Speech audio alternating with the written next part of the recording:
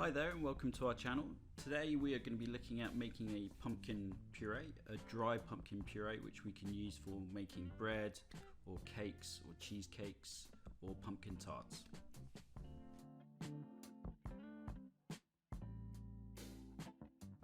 So I've used butternut squash because that's what was left over in my fridge.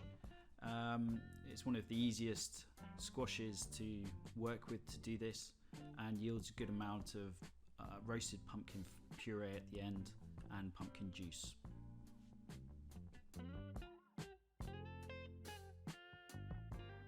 So the first step is to cut the squash or the pumpkin into equal sized pieces so they cook at roughly the same rate. We're going to score them to help release more moisture from the flesh. So we've scored it and we're not going to use any oil or salt because we want it as savory as possible. We're going to wrap it in this parcel and leave the ends open so the steam can escape.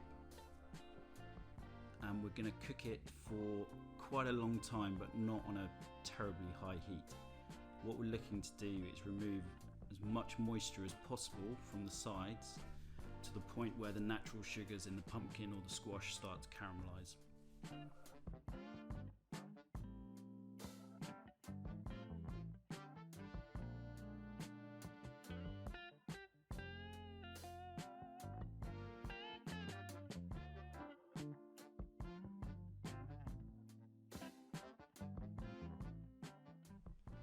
So once the pumpkin's been roasted off and you've rested it for 20 minutes to let it cool down, we're going to scoop all the flesh out from the skin, and then we're going to crush the flesh with a fork to prepare it for the next stage for the pressing.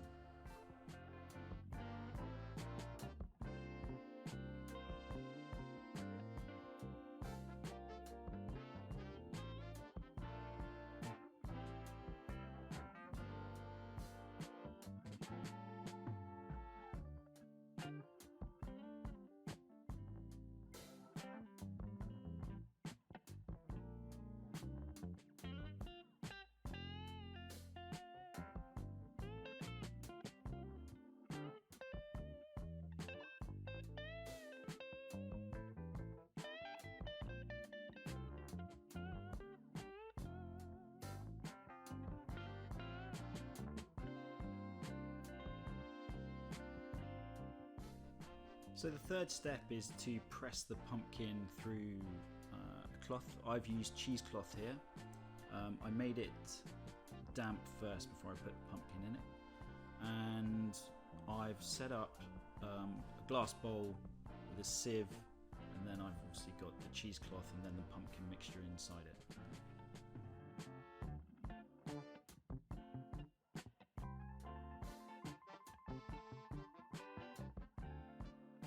I like to secure the cloth with a bit of string. It just means that the bundle is nice and tight, and then when you press it with the weight you're going to extract a lot more juice and end up with a much drier squash flesh at the end.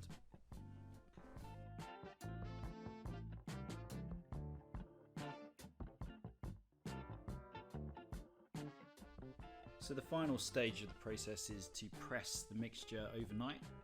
You could use like a large tin of chopped tomatoes or maybe a couple of plates, small plates, but it's important to make sure that whatever you're using is wrapped correctly so it's not in contact with the pumpkin flesh in the muslin.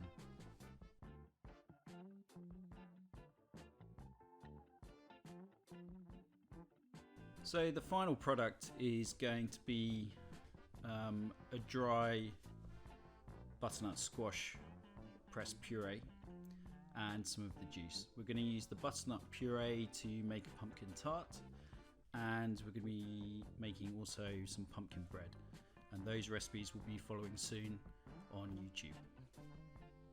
Thanks for joining us, and please like, comment or subscribe for up-to-date news on more recipes. Thanks very much.